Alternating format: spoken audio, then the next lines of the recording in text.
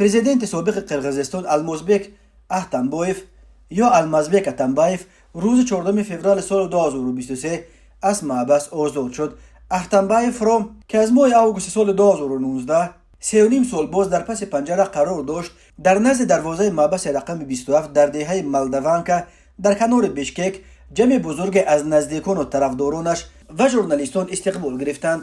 احتمبایف گفت که بعد آزاد شدنش از محبس برای طبابت به خارج کشور می رود. روز 13 فوریه دادگاه عالی قرقیزستان حکم احتمبایف در پرونده غیر قانونی از محبس آزاد کردن یکی از چهره‌های مشهور عالم جنایی عزیز باتکوایف چچن تبار را بیکار کرد و این پرونده را برای بررسی دوباره پس گرداند.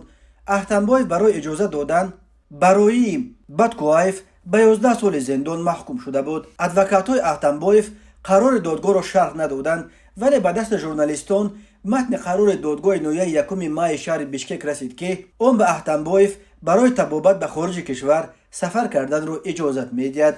المازبek احتمبایف که از سال 2011 تا 2018 پرزیدنت قرقیزستان بود و برخلاف خواهش رهبران کشورهای دیگر از جمله پرزیدنت روسیه ولادیمیر پوتین از مبارزه برای دوره دوم پرزیدنتی دست کشید.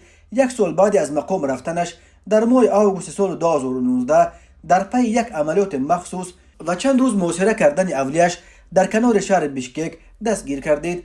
در جریان اعتراضهای ماه اکتبر سال 2020 که باعث سرنگون شدن حکومت پرزیدنت وقت قرقیزستان سورونبای ژنبکوف شد، طرفدارانش احتمبایف را از محبس آزاد کردند، ولی در حالی که سودر جباروف کریز از طرف اعتراضگران آزاد کرده شد به کرسی رهبر اول کشور نشست، احتمبایف را بعد چند روز دوباره به زندان انداخت. به او وعده داده بودند که اکنون دادگاه پرونده هایش را عادلانه بررسی میکند و به زودی قانونا به آزادی خواهد برآمد، اما رهایی احتمبایف بعد اون بیش از 2 سال دیگر طول کشید. معلوم نیست که حال آزادی پرزیدنت سابق قرقیزستان با مساعدتی که و تحت کدام شرط و شرایط صورت گرفته است، ولی بنا به اطلاع دریافتی پرزیدنت روسیه ولادیمیر پوتین با احتمبایف مناسبت نزدیک دوستانه داشت و عزب شدن او نوروزی بود و این را چندین بار برای پرزیدنت قبلی قرقیزستان ژنبکوف کشیده بود.